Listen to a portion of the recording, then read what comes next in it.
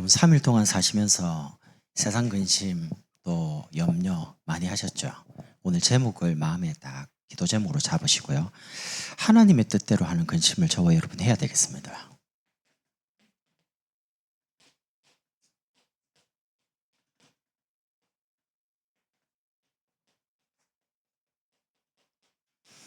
그럼 목사인 저는요, 하나님의 뜻대로 하는 근심을 어떻게 하냐면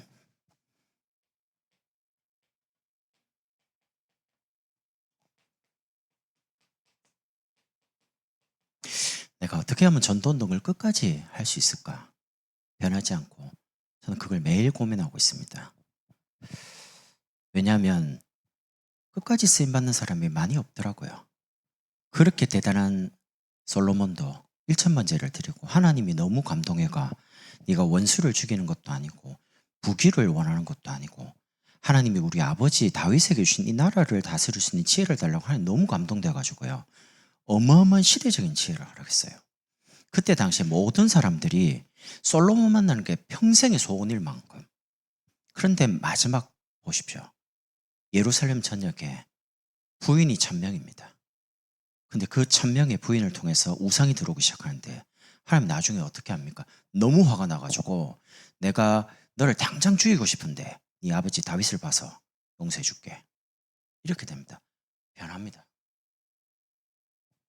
그러니까 변하지 않고 우리가 끝까지 간다는 게 쉽지가 않거든요. 제가 전도운동을 어떻게 하면 끝까지 할 거냐라는 고민을 하다 보니까 첫 번째가 여러분이 저를 조금 이해를 좀 해주시면 좋겠어요. 왜냐하면 제가 전도를 지속을 하려고 하다 보니까 여러분하고 저와의 이제 관계가 참 중요해요. 왜냐하면 사단이 여러분을 무너뜨리는 길이 딱 하나입니다. 메시지만 딱 못 받게 하면 죽습니다. 그래서 여러분이 저와 어느 정도의 거리가 있어야 됩니다. 그 말은 너무 멀어지면요, 여러분 메시지 안 들립니다. 또 너무 가까우면 메시지 안 들립니다. 그래서 보통 목회자 가정에 있는 가족들이 은혜를 잘 못 받아요. 왜? 남편이거든. 아빠거든. 제가 이제 기도에 대한 부분을 여러분하고 지금 사모를 하잖아요. 근데 제가 아이하고 단 한 번도 사모를 이야기해 본 적이 없습니다. 왜냐하면 말을 못 하겠어요. 왜? 아빠가 잔소리하는 거거든. 기도해라. 난 말을 안 합니다. 아이들에게. 사모를 이렇게 해라. 단 한 번도 말한 적이 없습니다. 왜? 아빠 이야기를 들을 거니까. 그러니까 이게 이제 사실 쉽지가 않은 거예요. 구약에도 보면 언약궤를 따라가라 하잖아요. 근데 딱 거리를 두고 따라가라 합니다. 그러니까 여러분이 그 거리 조절을 잘 하셔야 되는데 저는 개인적으로요. 여러분 못하면 제가 조절합니다. 제가 사역을 하기 때문에. 그러니까 너무 가깝지도 않고 너무 멀지도 않고 저 멀리 있으면 제가 다가갑니다. 일부러. 그리고 너무 가까이 있으면 제가 일부러 살짝 한 발 물러섭니다. 왜냐하면 여러분이 메시지 받고 은혜 받는 부분에 지장 없도록요. 요거는 제가 이제 제일 신경 써야 될 부분이고요. 두 번째는 중요한 앞으로 사역을 해야 될 사역자들 간의 관계입니다. 우리 장로님이다, 권사입니다. 교회 이제 중직자분들 계시잖아요. 그런 분들이 서로 간에 교회라는 거는 어느 한 부분이 잘해가지고 부흥이 되는 법은 없습니다. 교회는 조직이거든요. 그 조직이라는 조자가 꼰다라는 뜻입니다. 직자가 그 꼬고 이렇게 하는 거예요. 그 옛날에 그 조선시대 그걸 꼬잖아요. 그 뭐라 해야 됩니까? 갑자기 그 생각이 안 나네. 하여튼 그 꼬거든요. 이렇게 엮여요. 이렇게 새끼 그걸 막 꼬아요. 그런 것처럼 조직 자체가 꼬이거든요. 그러니까 혼자 잘해서 되는 게 아니에요. 이게 이제 꼬이고 엮여가지고 다 같이 이렇게 영적으로 일어나요. 그러니까 누가 잘하고 못하고 그런 게 아니라니까요. 그래서 사역자와 사역자 간에 전도가 되려면 혼자 잘하고 될 게 아니거든요. 제가 아무리 해도 옆에서 안 도와주면 안 됩니다. 제가 아무리 여자분들, 남자분들, 어른들을 사역해도 가정에 들어가가지고 자녀들이 막 문제 있는데 자녀들을 안 도와주면요. 부모는 집에만 들어가면 낙심이 되죠. 그래서 같은 랩런트와 부부, 어른들을 같이 사역해 줘야 되거든요. 그럴 때는 사역자 간에 사단이 이제 깨는 방법이 뭐냐면 자꾸 분리를 시켜요. 그래서 여기에 가장 중요한 게 소통입니다. 저는 이제 저 다민족교회 있을 때 이 부분을 굉장히 많이 신경 썼고요. 교육자분들이 많으니까. 교육자분들이 이제 제가 이제 맨 위에 있었기 때문에 뭔가를 보고하잖아요. 그럼 이렇게 말합니다. 뭐 그런 것 같습니다.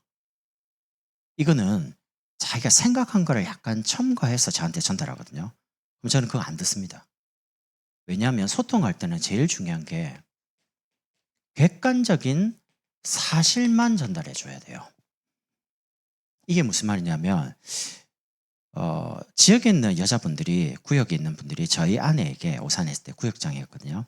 그럼 와가지고 예배 드리다가 이제 뭐 자기 답답한 이야기를 하소연을 해요. 그 말은 뭐냐? 목사님께 전달해라 이 말이거든요. 그럼 이제 아내가 듣고 막 말합니다. 그럼 제가 아내한테 이런 말했어요. 여보, 성도의 이야기를 당신 통해서 듣고 싶지 않다. 성도들의 이야기를 사역하고 있는 사역자 통해서 난 듣는다. 왜냐하면 그래야지 객관적인 사실이 돼요. 그리고 그 성도에게 나에게 직접 와서 말해라고 해라. 그래야지 내가 그분을 직접 축복하고 기도하고 고민한 부분에 메시지를 줄 수 있지. 당신 통해서 하면 내가 그럼 당신한테 메시지 줘가 당신이 하냐? 그건 아니다. 사역적으로. 그래서 저는 아내 통해서는 안 합니다. 혹시라도 여러분이 막 답답해서 하소연을 할 수 있겠죠. 기도 좀 해. 그런 건 괜찮아요. 근데 이제 그런 거를 싹 이야기해서 저한테 왜냐면 가장 가까이기 때문에 제가 영향을 많이 받을 수 있습니다. 일부러 영향을 안 받기 위해서 이렇게 해야 되니까. 그래서 제가 아내를 통해서 들어오는 거는 안 듣는 겁니다. 제 판단이 흐려지면 안 되니까. 딱 영적 사실 가지고 정확하게 이분이 메시지 던지고 도와야 되니까요. 그래서 여러분도 뭔가를 딱 이야기할 때 누군가가 이렇게 말했다라고 하면 저는 일단 듣고 가만히 있습니다. 왜냐하면 제가 예를 들면 최낙기 집사님에 대해서 누가 이야기했어요. 그럴 리 없는데 참고하시고요. 그걸 말하면 보통 자기 생각을 첨가해서 말하잖아요. 그럼 이제 딱 듣습니다. 그럼 이제 저는 어떻게 하냐면 집사님과 친한 사람이 누구냐 대충 알잖아요. 그럼 이제 김 집사입니다. 권사입니다. 친하다 하면 제가 이제 집사님께 여쭤봅니다. 제가 최 집사님에 대해서 이렇게 들었는데 집사님 이 말이 사실입니까? 어떻게 생각합니까? 그럼 이제 집사님도 말하고 권사님도 말하고 확인을 다 합니다. 확인을 해가지고 그 내용을 목사님께 보고를 드립니다. 그리 안 하면 제가 왜 그랬냐면 한 번은요. 누가 탁 말했는데 내 옆에 있는 사역자예요. 내가 같이 사역을 잘하던 사람이에요. 이분 굉장히 사역 잘하거든요.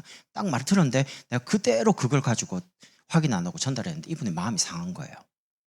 그래서 교회를 떠났어요. 내가 이제 처음에 사역할 때. 어떻게 목사님이 그렇게 나를 말할 수가 있냐. 나는 그게 진짜인 줄 알았어요. 근데 알고 보니 그게 아니라 이 사역자가 그분에 대해서 같이 사역을 하다 보니까 뭔가 부딪히니까 안 좋게 나한테 말한 거예요. 결국에는 나중에 마음이 상하니까 메시지를 안 듣더니 결국 나가는 거예요. 아, 나 그래가 하나님 얼마나 회개한지 몰라, 하나님. 이 중요한 사역을 하면서.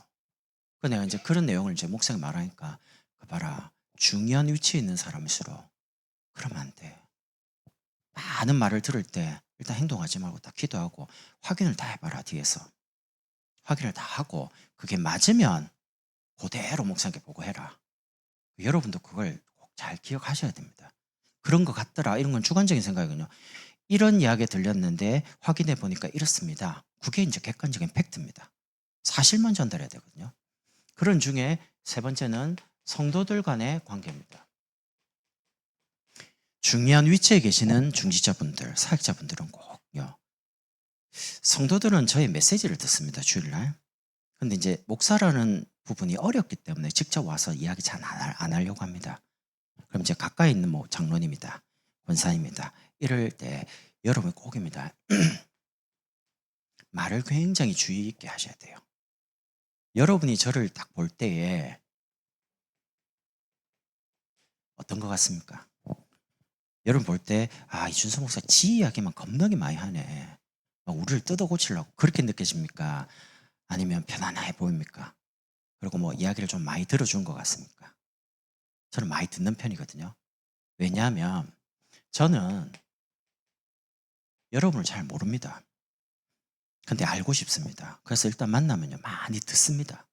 여쭤보기도 하고 무슨 일을 합니까? 그리고 뭐 어떤 일입니까? 뭐 이런 것들 일상적인 거 많이 물어봐요. 그럼 이제 많이 이야기하면 들어보면 그분의 삶에 대해서 이해가 돼요. 아, 그럴 수도 있겠다. 난 저분이 왜 이런가 이해가 안 되는데 가만히 그분 입장에서 들어보니까 그분의 배경과 삶을 보면 뭐 그럴 수도 있겠네. 그러면 내가 그분을 어떻게 도울지가 보여요. 배려라고 합니다. 그러니까 이게 이제 참 중요해요. 우리가 다락방을 가서 이 사람에게 메시지를 하는 게 아닙니다. 메시지보다 더 중요한 게 마음 문이 열려야 되거든요. 마음 문이 안 열리면 아무리 좋은 거 가서 말해도요. 마음 딱 닫고 있으면 하나도 안 들려요. 그래서 제가 전도는 끝까지 하려다 보니까 이런 고민을 사역을 한 20년 동안 많이 해봤습니다. 그런 중에 오늘 하나님의 뜻대로 하는 근심을 하셔야 되는데 저와 여러분은 원래 하나님 안에 있는 사람입니다. 왜냐하면 우리를 하나님이 영적인 존재로 창조하셨거든요. 그런데 하나님 형상 가진 나를 사단에게 완전히 빼앗긴 겁니다.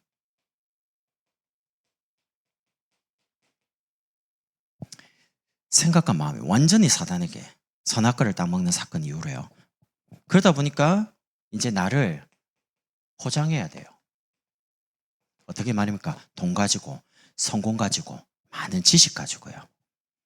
그래서 이 고통 가운데 죽어갈 나에게 거기 두지 않으시고 그리스도를 보내셔가지고 여러분과 저를 새로운 나로 재창조하신 겁니다. 한마디로 은혜의 복음을 주신 겁니다.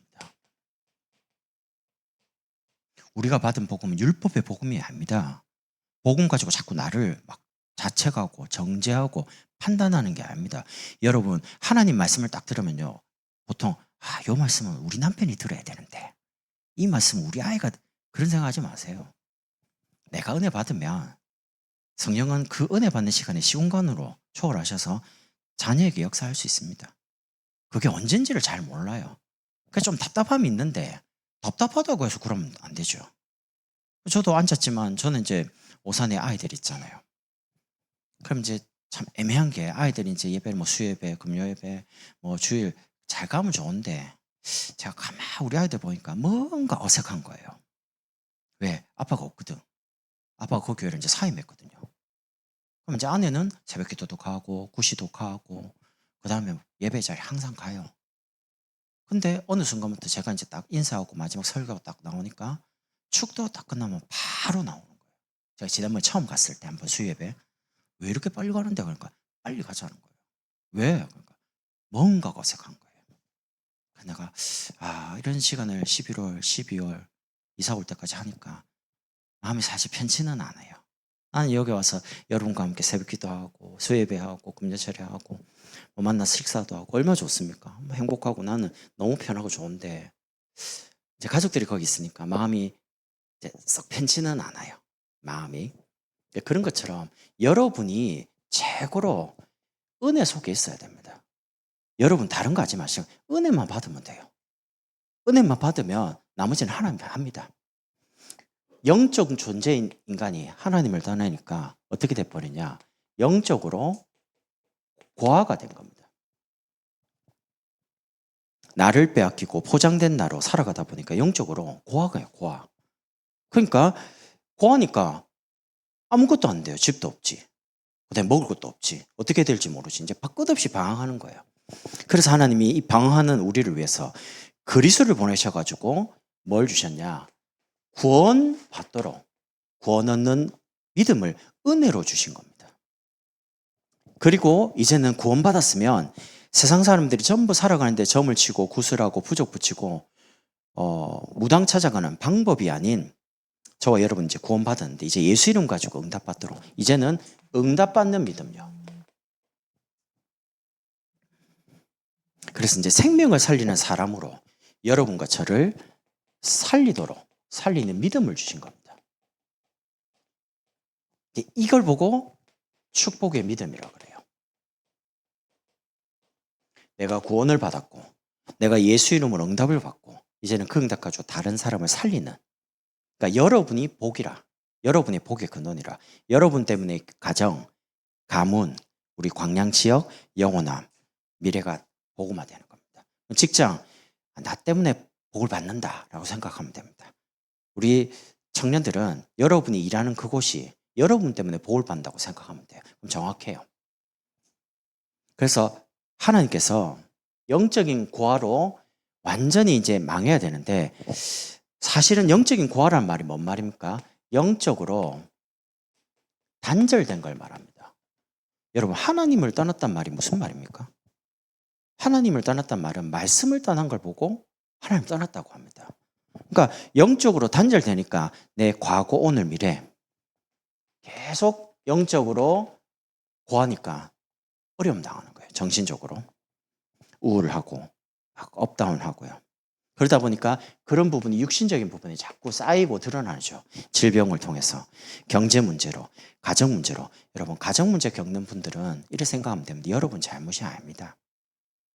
우리 아이 문제, 남편 문제, 아내 문제. 그게 여러분 잘못이 아니라니까요. 오랫동안 가문과 가정을 통해 내려온 영적인 부분입니다. 그래서 가정이라는 모든 부분은 여러분이 메시지만 딱 찾으면요. 그때부터 하나님 일하기 시작합니다. 이 시대의 문제예요. 그래서 이런 부분이 영적으로 주기적으로 반복적으로 일어나는 거죠. 여러분 정신적인 문제, 영적 문제는 몰라서 반복하는 게 아닙니다. 사람들이 알고 있는데 안 되는 거예요. 영적 문제 특징이. 그리고 과거의 상처, 불행 때문에 계속되는 게 아닙니다. 여러분 오늘과 미래를 정말 행복하게 살고 싶으시죠? 그럼 어떻게 하면 되냐? 말씀의 자리에 있으세요. 말씀의 자리. 하나님이 나를 바꿀 수 있는 자리에 내가 있으면 하나님 나를 바꿔갑니다. 어떻게 바꿉니까? 아니 내 생각이 너무 딱딱하고 굳어있고 막 율법에 찌들려 있고 막 세상 방법에 근심하고 있는데 그러니까 말씀의 자리에 있으면 하나님이 주시는 말씀 가지고 내 생각도 바꾸시고 은혜도 주시고 이렇게 해서 생각과 마음을 자꾸 바꿔가는 거죠. 사람들은 예수 믿으면 당장 행동이 바뀌길 바랍니다.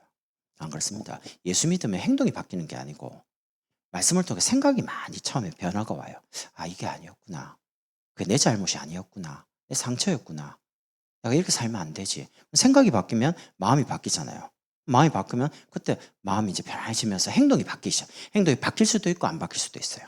근데 사람들은 전부 다 행동을 이거 교회를 안 봐주고 열심히 다녀야지. 그게 신앙생활 맞아요. 맞는데 안 되고 있는 거예요. 아이들이. 교회 가는 거 알아요. 기도해야 되는 거 알아요. 근데 안 되는데요. 그러니까 우리가 기도해 주는 겁니다. 하나님 은혜를 주셔야 되니까. 그래서 말씀의 자리에 있기만 하면 과거도 이제 치유가 아닌 감사로 바뀌고요. 오늘과 미래도 천천히 변화되기 시작하는 겁니다. 여러분 건망증과 치매가 이렇게 조금 다릅니다. 건망증은 가다가 갑자기 집이 생각이 안 나는 거예요. 근데 치매는 우리 집이 어딘지를 몰라. 집이 있는지도 몰라. 그리고 건망증은 아내 생일을 잊는답니다. 몇 월 며칠. 남자분들 조심해야 됩니다. 결혼기념일과 아내 생일은 반드시 잘 챙겨야 됩니다. 근데 치매는 아내 얼굴이 있습니다. 누군지는 몰라요. 그리고 건망증 특징 심해지면 심해질수록 어떻게 해야 되지? 내가 이렇게 깜빡깜빡해가 어떻게 살지? 걱정이 심해집니다. 치매는 심해질수록 아무 걱정이 없습니다. 나는 너무 해피한데 이제 주변이 다 죽어가는 거죠. 제가 예전에 외할머니가 이제 치매를 80 정도 이렇게 이제 걸리셨는데 103세에 돌아가셨거든요. 3일을 집에 모시고 살았는데 혈압이 200까지 오르더라고요. 왜 그러냐면 자꾸 밖으로 나가요. 근데 문이 열고 나가니까 어떻게 할 수가 없잖아요. 하다가 발에 묶었다니까요. 밤에 자꾸 나가니까. 도저히 안 돼가 이제 등급도 받고 이렇게 해가지고 이제 요양병원에 이제 모시고 이렇게 했거든요. 그러니까 쉽지가 않아요. 근데 좋은 소식이 있습니다. 그게 뭐냐? 수두 이제 대상포진 접종 있죠. 제가 병원에 갔는데 내과에서 요 대상포진 접종을 하면 치매 예방 효과가 있다고 의학계 계속 보고 나오고 있습니다. 나 맞으려고요. 치매 걸리면 안 되니까. 여러분한테 그리스도 이런 말을 했는데 다른 거 말해보면 난 치매 걸린 거 아닙니까? 목사가. 나 그래 죽고 싶지 않거든요. 그래서 여러분 난 치매 걸리면 어떻게 하지? 대상포진 접종을 하세요. 이건 내 이야기 아닙니다. 의학계 계속 그런 논문들이 계속 나와요. 그게 뭐 1차, 2차 두 개가 있잖아요. 저는 이제 기회 되면 오산에 혹시 가게 되면 그쪽에 맞으려고요. 여러분 맞으세요. 이거는 제 이야기 아닙니다. 의사들의 이야기니까 걱정하지 마시고 하나님 안에서 있어야 될 인간이 어떻게 됐냐? 하나님 밖으로 간 겁니다. 말씀을 떠난 거죠.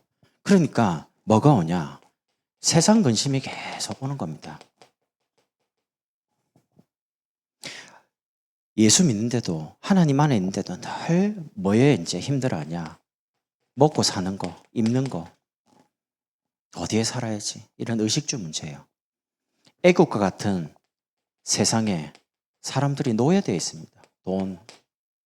돈은 꼭 필요하지만 돈 해가지고 될 게 아니거든요. 그 애굽에 노예된 그때 양의 피 바른 날 애굽에서 나왔습니다. 여러분, 피를 많이 바르든 찍어 바르든 상관없습니다. 피만 바르면 나옵니다.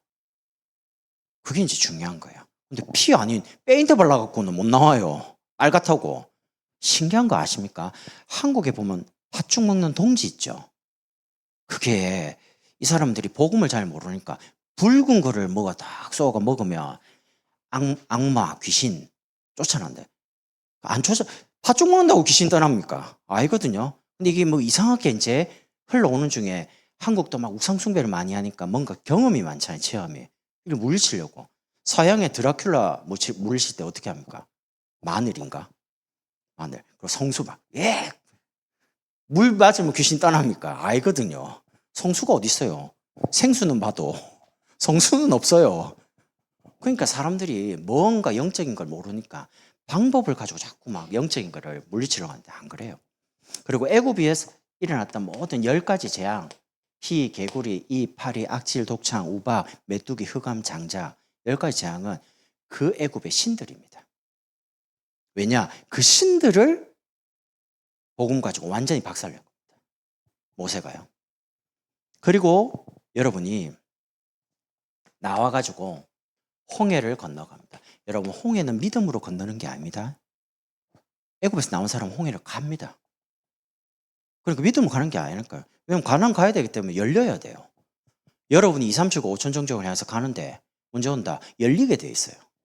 근데 이제 믿음이 있는 분들은 하나님의 언약을 말씀으로 붙잡으니까 우리가 말씀 붙잡고 가다 보면 문제가 이제 막 해결되기 시작하는데 믿음이 없는 새가족 같은 경우는 잘 모르잖아요. 그러니까 빨리빨리 육신적인 것 갖고 하나님 경험시키는 겁니다. 그래서 여러분이 복음보다 더 중요하다고 생각하는 게 사실 내 속에 있는 우상이거든요.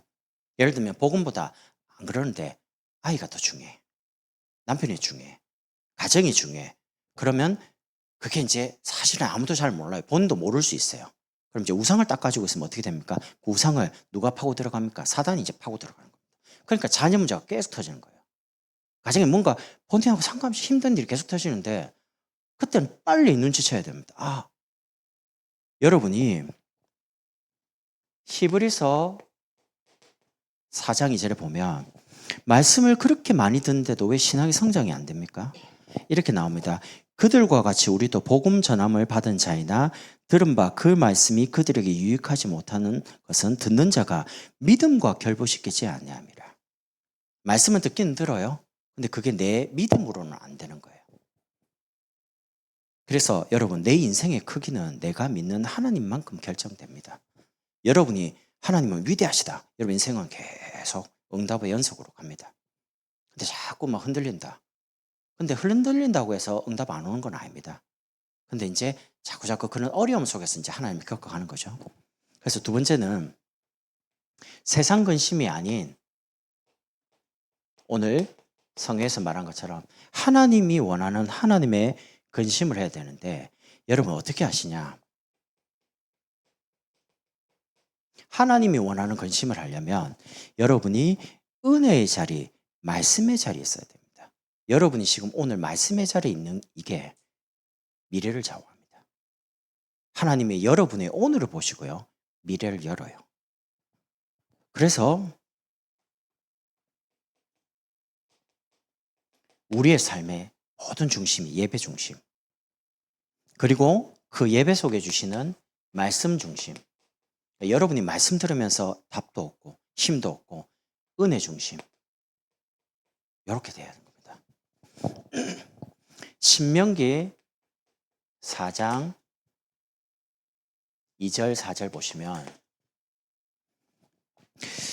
오직 너희 하나님 여호와께 붙어 떠나지 않은 너희는 오늘까지 다 생존하였느니라.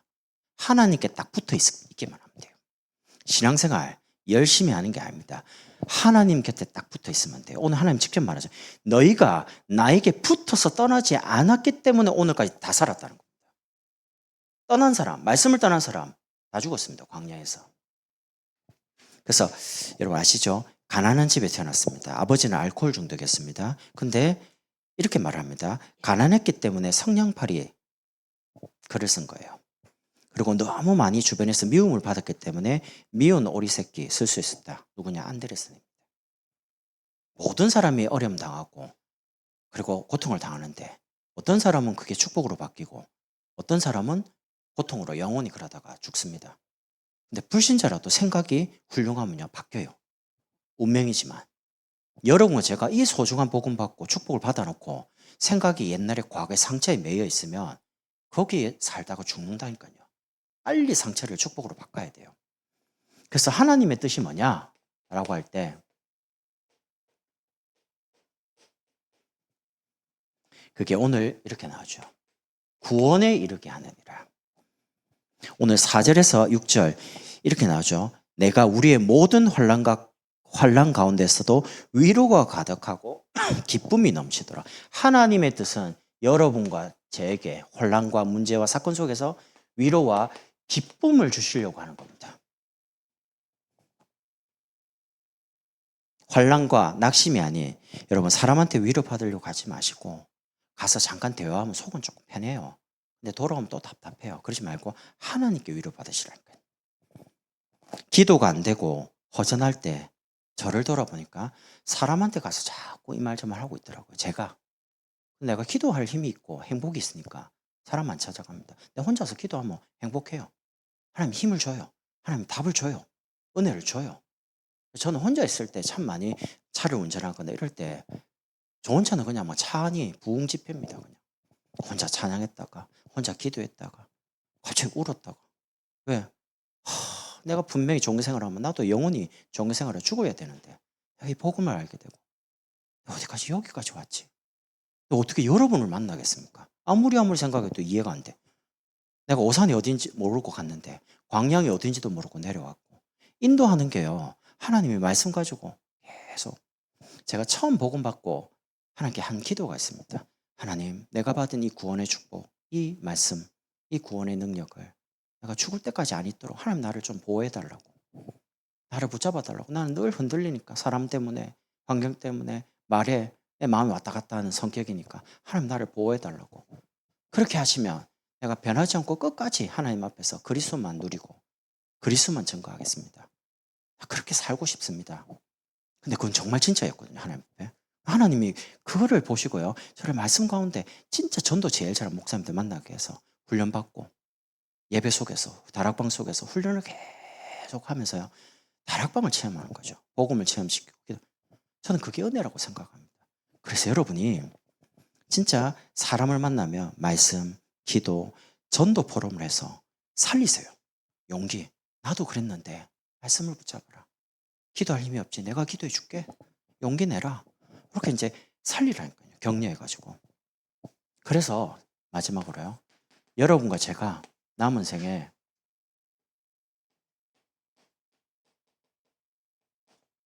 하나님 앞에 서는 겁니다. 고람되오라 그러죠. 우리가 언제 제일 진실됩니까? 저는 장례식장 다 가서 장례를 보면요. 사람이 굉장히 진실해지더라고요. 아, 나도 언젠간 저기 묻히겠구나. 그럼 내가 가장 소중하게 생각하는 가정, 아이들, 소중한 게 아니다. 다 놓고 하나님 오늘도 이준수 목사야 와라. 놓고 가야 돼요. 그럼 지금 내가 딱 잡고 있는 거 그건 내 거 아닙니다. 놔야 돼요. 그러니까 여러분 아둥바둥 가지 마세요.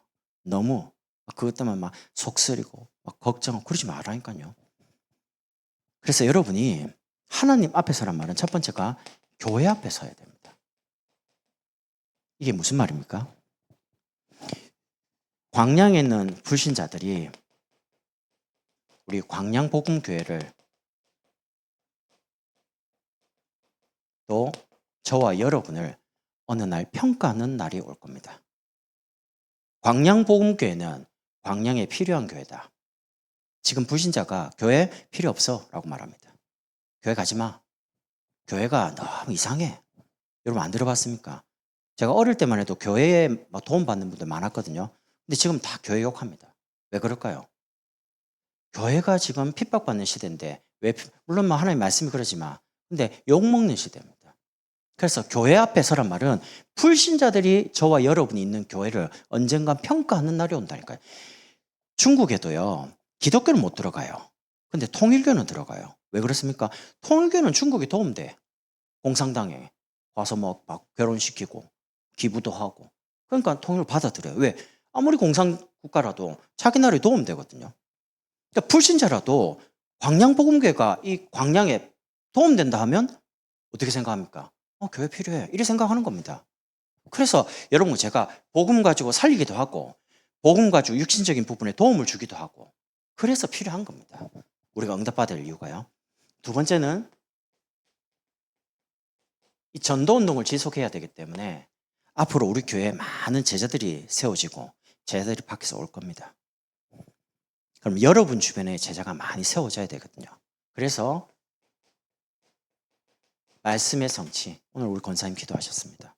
이 증거를 가진 증인으로 우리 곁에 있는 사람이 저를 볼 때 목사님 대단하네, 엄청 열심히 사네, 그럼 끝입니다.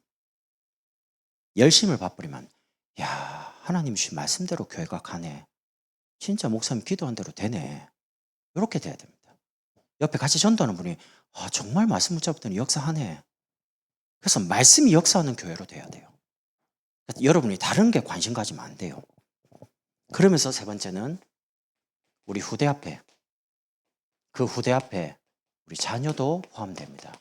우리 자녀가 저와 여러분, 우리 랩런트들이 부모님의 인생을 평가하는 날이 올 겁니다. 어떻게 해요? 우리 부모님의 인생은 정말 전도자의 삶이었구나. 부모님의 인생은 믿음의 삶이었구나. 그렇게 느끼면 그 아이들은 교회에서 말씀을 따라 저와 여러분처럼 예배드리고 기도하고 사람 사는 줄 갑니다. 근데 우리 부모를 딱 보는데 믿음이 안 보여요. 기도가 전혀 느껴지지 않아요. 응답을 확인할 수 없어요. 그러면 어디로 갑니까? 세상으로 갑니다. 세상이 너무 화려하고 보기 좋기 때문에 예배가 재미없는 거예요. 솔직히 수요예배 이 시간에 와갖고 예배드리고 있으면 이 화려한 세상에, 요즘 연말인데 송년회도 하고 할 게 얼마나 많습니까? 갈 때도 많고 마실 때도 많고 먹을 때도 많고. 육신적으로 보면 재미없는 곳입니다. 여러분, 저는 재미없는 인생을 사는 거예요. 역시 맨날 새벽기도 오지, 수요예배 오지, 금요철에 오지, 뭐 매일 봐요 우리. 근데 재미없거든요. 근데 그게 아닙니다. 영적으로 보면 날마다 새로워지고 있는데 여러분이 가정에서 현장에서 믿음의 말 가지고 살리라니까요. 복음이면 된다. 격려하고 괜찮아. 아빠가 기도하기 때문에 제가 여러분에게 장담할 수 있습니다. 여러분은 제 기도 속에 있기 때문에 아무 걱정하지 마세요. 제가 하루에 보통 기도하는 게 아닙니다. 새벽마다 여러분 딱 정해서 장로님부터요. 딱 유기수 장로님, 윤영이, 유희, 다다다다다 가정별로 딱 이제 그때 서장님 주신 그 이름이 있거든요. 놓고 계속 기도합니다. 특별히 제가 또 개인적으로 기도 부탁한 거 있으면요, 계속 기도합니다. 저는 방법이 그거밖에 없어요. 하나님이 축복하셔야 되는 거니까.